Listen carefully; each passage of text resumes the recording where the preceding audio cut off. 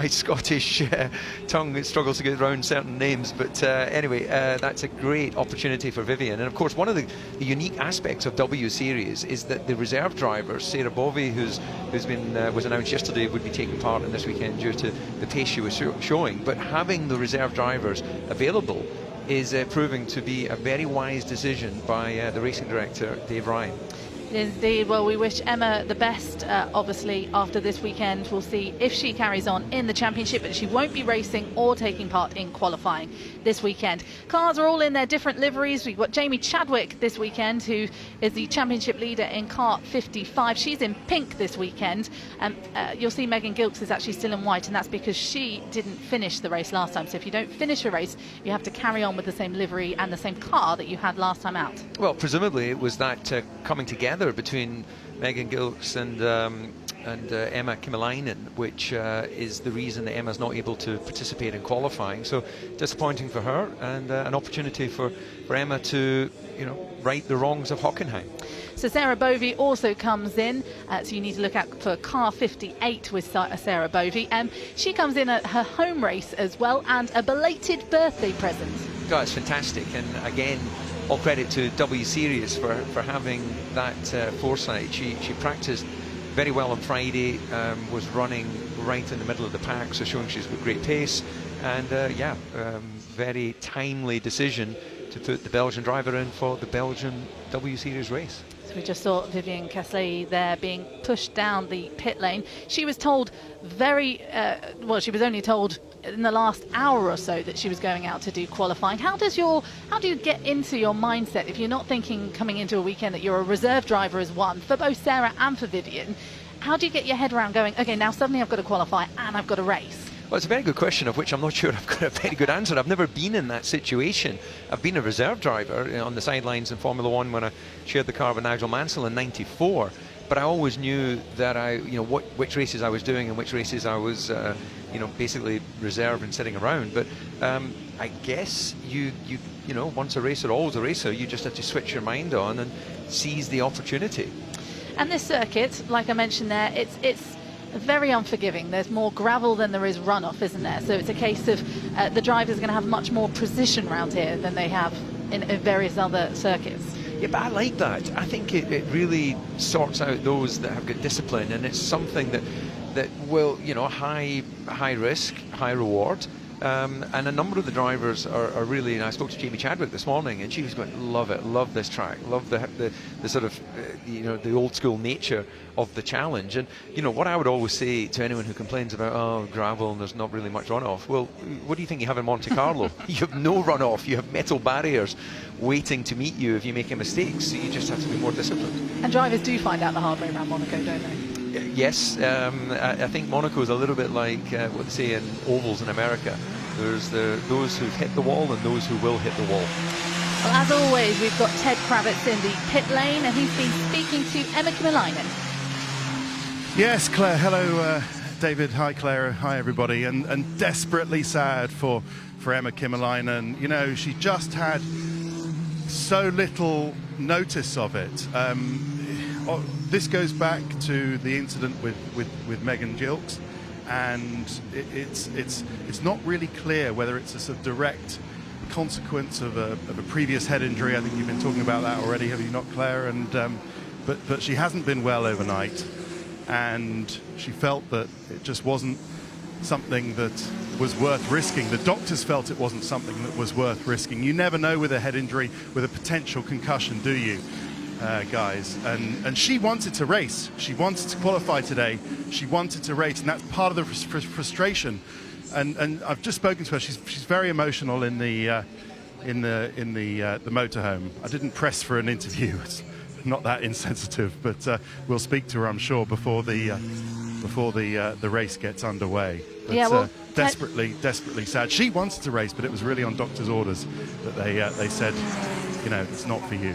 Well, Ted, I spoke to her yesterday, and she had mentioned this previous injury that she had as the qualifying session does get underway in Zolder with 25 minutes on the clock, which has started clicking down now. But Ted, I spoke to Emma yesterday, and she said, for her, it's really not worth the risk. And you're right. If the doctors have said it's not worth the risk this weekend, you can't go out there. It's not what she wanted. If it was up to her, she'd be in the car. That's what makes it so frustrating, I think, for Emma. Bear in mind that, you know, she feels that she's part of this championship. She has a shot of winning this championship. Of course, they all do. We've only had one race so far. But Emma, that was part of the frustration of Hockenheim 2 weeks ago, was that she was taken out of the race and didn't score any points. And only in a 6-race championship, you're not going to get that many opportunities to score 25 points. So not racing this weekend really puts the whole championship bid into question for Emma. But hopefully she'll be back for Misano. Thanks, Ted. As always, Ted will keep us updated in the pit lane throughout the whole W Series races, and as well, he will be here later within the race as well. So the cars are heading out. However, Jamie Chadwick, as we're seeing at the moment, hasn't made her way out on track. Pretty much every other driver is out except Jamie Chadwick. Yeah, well, that doesn't look like there's a lot of activity around the car. Certainly from that camera angle. Let's see if we... yeah, you can see her mechanic standing at the front. So it looks to me this is all part of the strategy to presumably to get some clear space out on track. So there are a few drivers in the pit, so it sounds like there isn't much to worry about. So hopefully we should see Jamie Chadwick heading out very shortly. Sarah Bovey is one of the first drivers to head out on track. She's going to want to get as much time as she can in this car. Of course, she was out in the practice session in Hockenheim, and she was in both practice sessions this time round as well. So she'll want to really get some time out on the track, won't she, as Jamie Chadwick heads out? Yeah, absolutely. And I'm not sure if it's the large Union Jack on the end plate that made me feel this, but looking at it, it's a great looking car, isn't it? The new livery there with the driver's name more clearly displayed, and that the big national flag on the end plates should make it a little bit easier for us to identify the various racers as they swap cars during the season. Yeah, as you see, the name is much bigger on the nose, and we've got the bigger name as well on the side of the car, as well as the number. So ways to be able to identify them, especially with the liveries changing and the cars changing every single race as well. So Jamie Chadwick heads out on her outlap at the moment, get some heat in the tyres and see if she can take pole position, much like she did in Hockenheim, DC. Yeah, well, let's all hope, given it's a dry qualifying, that she doesn't take it by the same sort of distance that she had in Hockenheim. She had a clear 2 seconds in front of the opposition there in those changing conditions. And we've got, I'd say, Bovey, the Belgian driver who's in for the first time, was opening the timing, and we're going to see these times drop as they get heat in the tyres. No tyre blankets, so they've got to go out there and generate the warmth in the tyre and build the temperature and get themselves in a situation where they feel comfortable to then do their flying lap. So Beitske Visser was fastest in second practice yesterday. She is actually a racer that has raced around here, as Sarah Bovey looks a little bit racy out there, despite it being qualifying, trying to get the fastest lap out there to see if she can impress on her first outing in qualifying. But the 2 drivers that have raced in here, well, 3 now, because Sarah Bovey has as well as Beitske Visser and as well as Naomi Schiff. So it is a place that Beitske Visser knows well. So we could see her setting a quick time round here. Well, they know the importance of qualifying. It's a short session, and they race later today. So, you know, with potential changeable weather later, we may well see the reverse of what we had in Hockenheim, where we had the wet qualifying and the dry race. We could well see ourselves having dry qualifying and then a wet race later. So, always important to show your speed, to be at one with the car, and to deliver the lap time. Look, you can see there Jamie Chadwick just working the wheel as she turns into the corner there, trying to feel that front tyre. So the consequence of, just for those who are listening to motor racing for the first time, what's the consequence of not having tyre warmers? Well, apart from the compound not being up to the correct temperature to generate the right level of grip, it also means your tyre pressures are not at the optimal level, so they'll be a little bit below, and that has an effect on the ride height. So the cars will have the effect of running a bit lower, touching the ground. That's good for aerodynamics if you're a little bit lower, but it's certainly not good if it's bashing into the deck. So as the tyres heat up and the pressure increases within, then you know, the car will come into its operating window. So as I mentioned, Beitske Visser was fast in second practice, and she sets her fastest lap round this circuit of a 1 minute 31.6. That is the time to beat at the moment. But as you say, DC, times will start tumbling as Jamie Chadwick's not on the fastest lap that she's got, personal best, but in both sectors, but however, not fastest around this circuit. Yeah, I think it'll take a few laps. You know, it's not what's track temperature. What have we got out there? It's struggling for that information here actually to see what the track temp is, but it's not cold out there, but certainly this time of the morning you're going to have slightly cooler track temps, and the track will come to the drivers later in this session. But right now it's going to be interesting to see whether it's better on what is a relatively tight and twisty track, whether it's better to be trying to pick up some clean air, or in the case of the two drivers right now, whether it's better to try and see if you can get a bit of a slipstream. Yep, Sarah Moore goes second. Ted, you've got an update.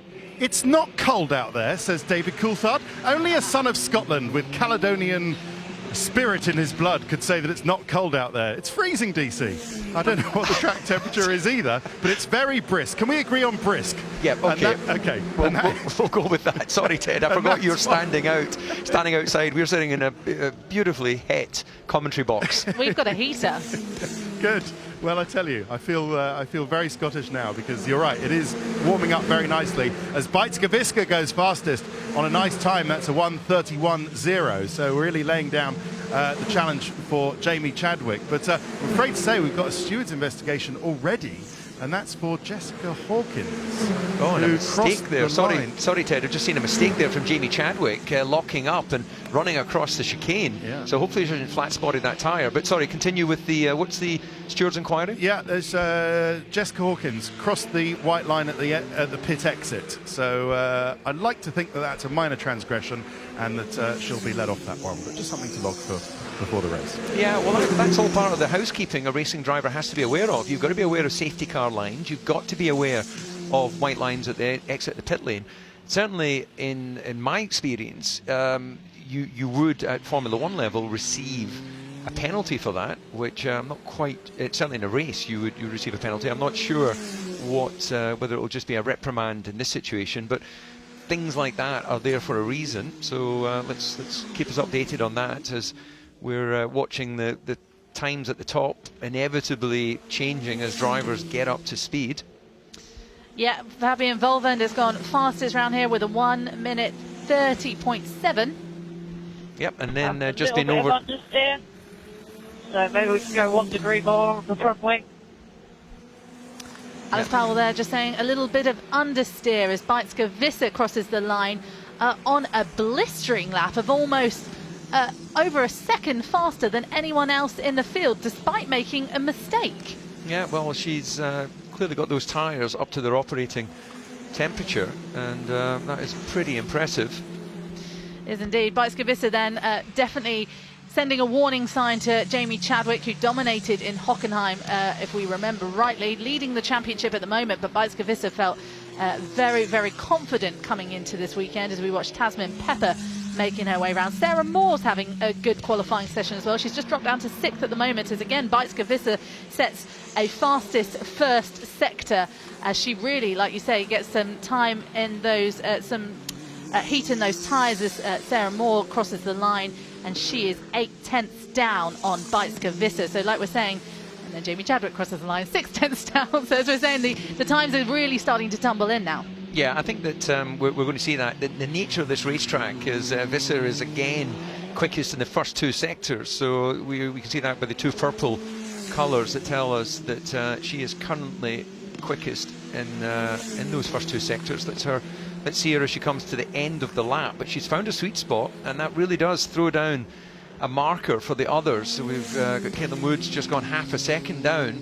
But as she crosses the line, she improves further, 29.0. So, right, all the other racers now have to respond to that. Takes almost 4/10 off her fastest lap of a 1:29. 1:29. Caitlin Wood is having a brilliant qualifying session as well. She's second at the moment. However, she's still a second off Bajtska pace. So wherever Bajtska is really finding the speed round here, the advantage, she's definitely capitalising on it, isn't she? Yeah, a little bit of track knowledge is always going to be helpful, but I think it's about getting at one with the car as well. She was very confident as we had the selection process that she would be the championship winner, and then I think as she saw the other competitors, then it became quite clear that it was not going to be a walk in the park by any stretch. You know, she was going to have to fight for this. But Hockenheim, you know, reasonable first race, maybe not as strong as she would have liked, but she's certainly pulling it all together here. As you see, Jamie Chadwick still half a second down. Someone that's out of position at the moment is Marta Garcia. Ted, have you got an update? She's at the bottom at the moment of the timing screen. She is, but playing a very cool customer game is Marta Garcia, the Spanish driver. She's been sat in the pits for the last 5 minutes, just now finishing an outlap. So watch out for Marta Garcia. No problems with the car that I could see of, nothing being worked on, just a bit of work, just a quick tyre pressure adjustment. But she'll now be starting her fastest lap. Just been waiting, I think, for the track conditions to improve. We see the times dropping all the moment. So let's see what she can do on this lap. Thanks, Ted. Sorry, I was just going to ask Ted, have you got any update as to what the drivers are feeling is a sort of sweet spot in terms of delivering the lap time from these Hankook tyres? Because as I was explaining earlier, they do need to get temperature into the tyre, but what are we looking at? Sort of lap 4, lap 5? Have you got any intel on that? Well, it's difficult to say, DC, because they didn't really have representative running yesterday. Free practice 1 was dry-ish with spots of rain. Free practice 2 was really damp and then just got plain wet towards the end of the session yesterday, so it's a bit difficult to tell.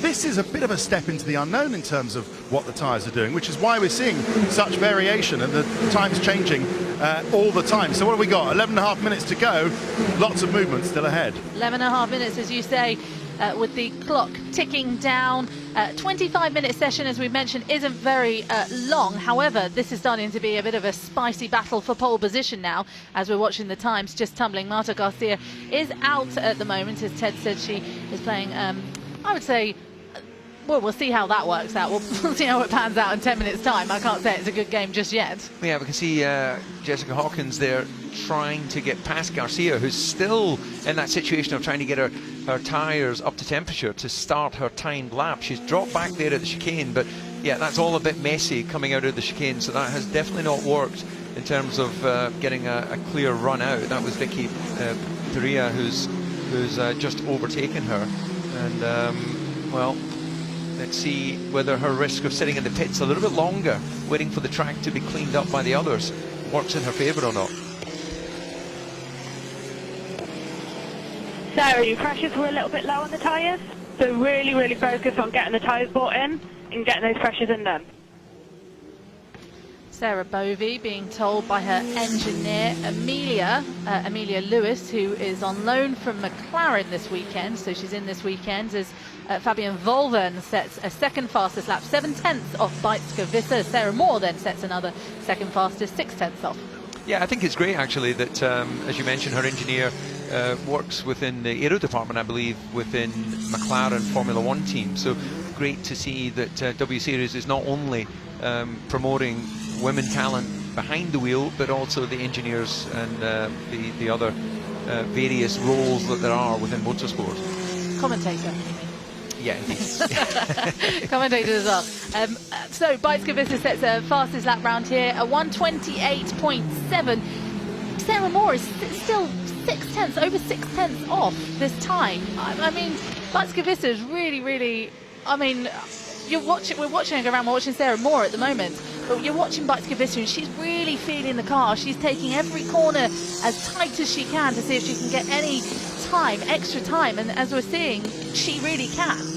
Yeah, that's an impressive lap time that she's laid down for the others to go chase, and that's what the car can deliver. So, you know, there's, you know, the benefit of having a one-make championship is that you can't sort of say, well, our car's not as good as someone else's. You know, all the cars are the same within engineering variation, and that's part of why the drivers are changing cars between races to eliminate any sort of feeling that one car might have a 1 horsepower more or slightly better aero in some way. So that is an impressive opener from Visser. So right, let's see who's going to be able to respond to that. We have 2 more push laps, 2 more push laps. We are P1, 7/10 faster. 6.658. No, the engineer's enjoying that. Actually, it wasn't. It's not quite 7. So that's Bicycle being told there that she has 2 more laps with 8 minutes left on the clock. Does that sound about right? Is she happy, do you think, with her time then? Is the engineer saying there's only 2 more laps and then we're going to bring you in? Well, he's telling her 2 more push laps. So, I guess what you could do is a cooling lap and then a push and a cooling lap and a push. So she'll be able to use, the run as she sees fit. But I think whatever happens, she's definitely going to be starting up the front. Jamie Chadwick has now been able to get a time which is 6/10 away, but this is a big surprise to me to see what an advantage that Visser has, and it bodes well for the championship. Absolutely, it does. Still looking at the bottom of the championship there, the standings rather. Marta Garcia still in 16th, as well as Alice Powell, who has struggled in 15th. Ted, they're both on the podium last time, weren't they? 2nd and 3rd. It's not really where you would expect them to be at this point. No, but the tyres are starting to come in. I know tyres are dull, but DC, you're absolutely right. What did you think it was about laps 5 and 6 before you get the real sweet spot of the tyres? Actually, I think by the evidence of Visser and engineers I've checked with down here, it's laps 8, 9 and 10 where you get the best juice from the tyres. I think that's what Visser's engineer was referring to. You've got 2 more push laps left before the tyres reach the top of their performance and then start to tail off a bit. So we haven't... I was going to say, Ted, then maybe Marta Garcia's strategy of staying in the pits was not the best one. Well, depends how, we've got 6 minutes left and she's done what? 7 laps. 7. So yeah, she'll maybe it'll coincide with the best track conditions and the hottest tyres towards the end of the session.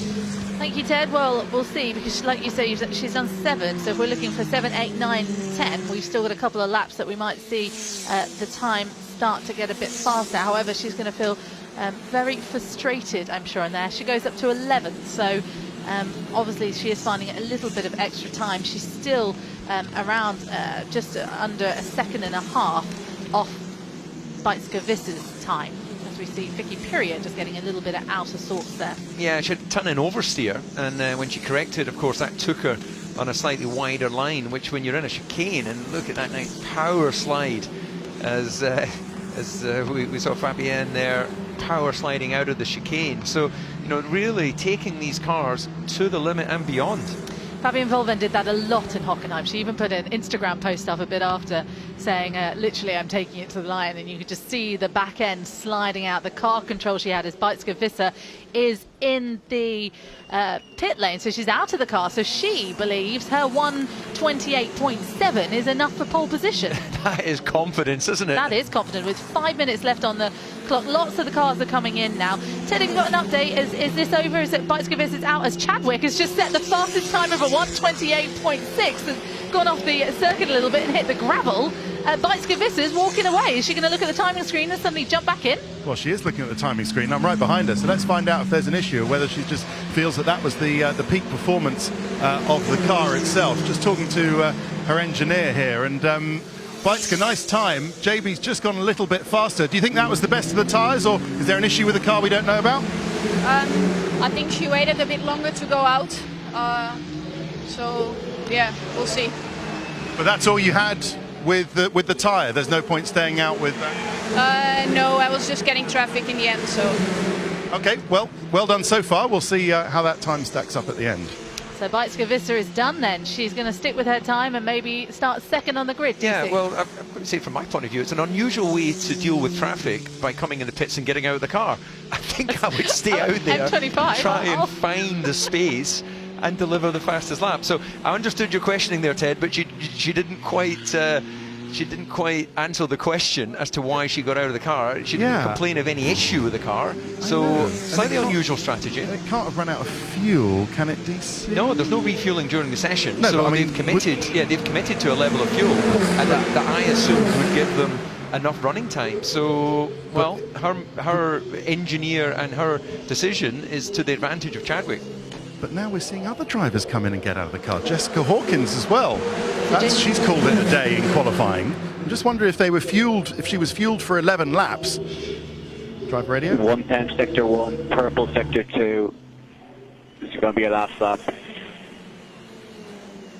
So Chadwick comes in then, that's it, last lap. Looks like, unless anyone else can really improve out there in the last 3 minutes of this session, that Jamie Chadwick has taken pole position ahead of the Zolder race later this afternoon. However, there are still drivers out there. Marta Garcia, after we mentioned she was at the bottom at the moment, has started 5th. Alice Powell at the moment, watching a replay at the moment for she's Chadwick. gone fastest in the first sector, Alice Powell, so this could well be a lap time. And could this be a change at the top? Let's just keep an eye on those sectors as they unfold. She's currently in 7th place, but fastest of all in that first sector. And, well, we could see a change at the top as we get into these closing minutes. She'll head through the second sector shortly. We're seeing her on her screens now, see if Alice Powell can set out, and she's about 4 tenths down in the middle sector. So she's, whatever she did in that first sector worked beautifully, but she's dropped 4 in the middle. She'll come through the third sector shortly, see if this is enough to see if she can get, as we're seeing the timing now in front of you. So fastest first sector, personal best in the second sector, but not fastest as she comes across the line now. And she goes 3rd fastest. So as it stands, Jamie Chadwick still on provisional pole position for the race later. Bijtske-Visser in 2nd. Still interested to hear more about how Bijtske-Visser is taking this one on, considering she was setting blistering laps after blistering laps and then came in with 5 minutes still on the clock. And Alice Powell will be happy about that because she had a few problems in practice. So she'll be happy to see that she's been able to get the setup sorted ahead of the race. Yeah, well, that's all part of the weekend as it unfolds. So pretty impressive stuff there from our front runners. What is their total? About half second covering top 4 cars. Marta Garcia goes 4th then. She's definitely found some time. Ted, you got an update?